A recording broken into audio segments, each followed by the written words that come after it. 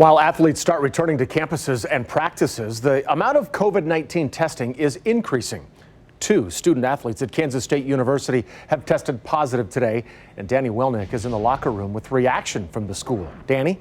Well, Brad, like you mentioned, the Wildcats have confirmed that 2 student athletes have tested positive for the coronavirus following PCR, or polymerase chain reaction testing, during the onboarding process of approximately 120 student athletes, which runs through today. Keep in mind, the athletics department did not specify which sports these athletes play.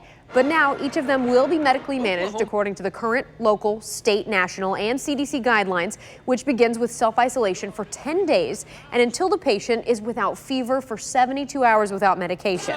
And thanks to the athletics department return to campus policy, the athletes have not been allowed inside any department facilities and can't participate in any team activities until they display a negative test.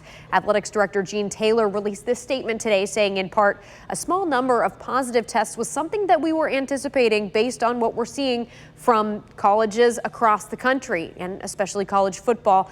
And our medical staff and coaching staffs are well prepared for the next steps. While we know this is a very fluid situation, we have a great plan in place, and all of our student athletes have done their part in following the correct procedures to return to campus safely.